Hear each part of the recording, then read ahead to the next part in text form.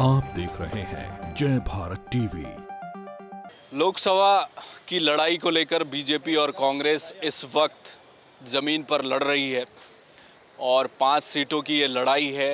भाजपा कहती है कि इस बार दोगुना मार्जिन होगा जीत और हार का कांग्रेस के सामने। कांग्रेस भी फाइट देती दिखाई दे रही है तमाम सीटों पर। बातचीत के लिए हमारे साथ कांग्रेस नेत्री प्रतिमा सिंह हैं और कुछ नाराज़ भी हैं शायद। या मैम, एक पोस्ट आपका सोशल मीडिया पर आया और उसमें बहुत चर्चाएं हो रही हैं, क्या बातें लिखी हैं आपने? देखिए, मैंने कोई बातें नहीं लिखी हैं, ये मेरे एक कार्यकर्ता के मन का दुख है। मैं पिछले 2.5 सालों से इग्नोरेंस जो फेस कर रही थी पीसीसी की तरफ से, मेरी तबीयत तक ख़राब थी, I was on total bed rest. उसके बाद भी इस पीसीसी से मुझे कोई देखने नहीं आया। मेरी बच्ची छोटी है, उसके बावजूद हर धरना, हर प्रदर्शन में पार्टी को हर चैनल पे डिफेंड करने का कार्य मैंने किया, पूरी शिद्दत से अपनी ड्यूटी को निभाया। उसके बावजूद ये लिस्ट आती है और लिस्ट में ऐसे प्रवक्ताओं का नाम नहीं है जो दिन रात पार्टी के लिए कार्य करते हैं, चाहे मैं हो गई, चाहे दीप वोरा हो गए और 1-2 ऐसे और भी नाम हैं। तो ये मैंने अपना जो है दुख जाहिर किया कि आखिर क्यों, क्या वजह है। तो वजह सबके समक्ष है, आप उसमें लिस्ट उठा के देख लीजिए। वो पार्टी को मजबूती प्रदान करने वाली लिस्ट नहीं है, वो उन लोगों की लिस्ट है जो सिर्फ यहाँ पर आकर के चक्कर काटने का जो है कार्य करते रहे, सिर्फ वो उनकी लिस्ट है। उनमें से अगर मैं डॉक्टर जोशी जी को छोड़ दूँ और कुछ हद तक महर्षि जी को छोड़ दूँ, तो आप देखिए कौन सा ऐसा व्यक्ति है जो मीडिया के सामने, जो चैनल पे बैठ करके अपनी पार्टी की आइडियोलॉजी को डिफेंड कर सकता है। नहीं करते लोग, मैंने खुद देखा है। अरे जिनकी आइडियोलॉजी ही पार्टी की नहीं हो, वो कैसे डिफेंड करेंगे? उसमें उन लोगों तक का नाम है जो टिकट ना मिलने से पार्टी छोड़ के चले गए, लेकिन उनमें सच्चे कार्यकर्ताओं का नाम नहीं है। तो मैंने अपनी अभिव्यक्ति की आज़ादी का इस्तेमाल करके पार्टी आला कमान तक अपनी बात पहुंचाने का कार्य किया है। लोग कहेंगे कह रहे सोशल मीडिया क्यों? क्योंकि यहाँ कोई सुनने वाला होता नहीं है। आप यहाँ बात करने आते तो यहाँ आपसे कोई ढंग से बात नहीं करता।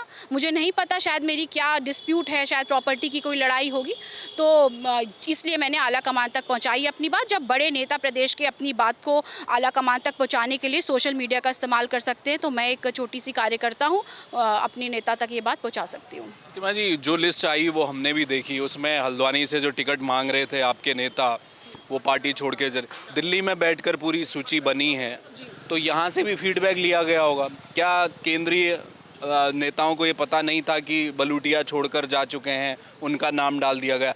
ये मिसकम्युनिकेशन तो यहाँ की जिम्मेदारी है ना, प्रदेश नेतृत्व। एग्जैक्टली, मैं प्रदेश नेतृत्व की बात कर रही हूँ, प्रदेश ऑफिस की बात कर रही हूँ। मुझे कल कुछ लोग मैसेज कर रहे हैं कि अध्यक्ष जी की जानकारी में ये लिस्ट नहीं थी। ये बड़ा हास्यास्पद स्टेटमेंट है।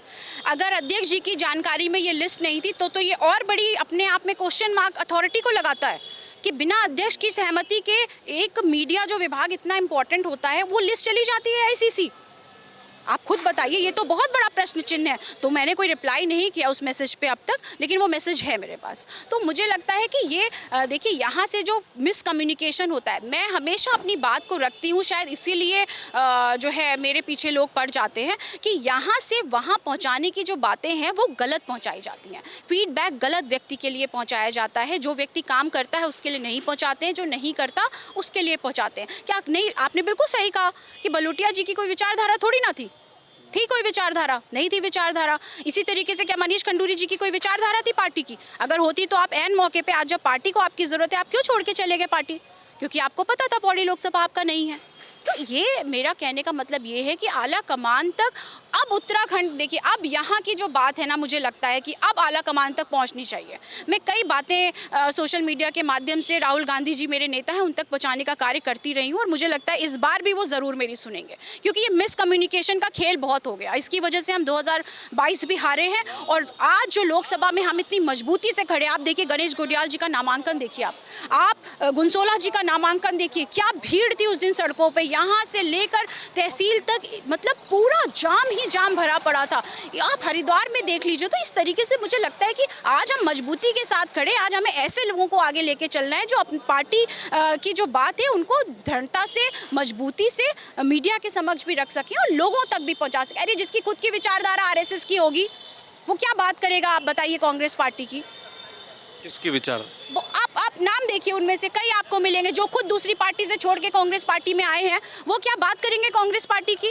यहाँ पे लोग दावा करते हैं 24 कैरेट कांग्रेसी होने का। मैं तो कहती हूँ कि वो लोग भी 24 कैरेट कांग्रेसी नहीं है। क्या उस लिस्ट में से कोई है जो संघ से जुड़ा हुआ है, आरएसएस? उस लिस्ट में है, उस लिस्ट में नाम जो संघ से जुड़े हुए हैं, जो शाखा जाते पिछले हफ्ते तक तो जाते रहे, अब जाते हैं या नहीं जाते ये मुझे नहीं पता। ऐसे लोग पार्टी को डिफेंड करेंगे। मीडिया कमेटी का मतलब आप समझते हैं सबसे महत्वपूर्ण चीज़ होती है। बिल्कुल, विचारधारा तो चाहिए। प्रतिभा जी, एक सवाल और मेरा, क्या इस राजीव भवन में खेमेबाजी हो रही है? हमने देखा आप पिछले चुनाव में बतौर प्रवक्ता काम करती रही, मुखरता से आप तमाम मुद्दों को उठाती रही, सड़कों पर भी उठाती रही। क्या इस समय प्रदेश अध्यक्ष करण मेहरा इस समय मौजूद है? क्या यहाँ खेमेबाजी हो रही है?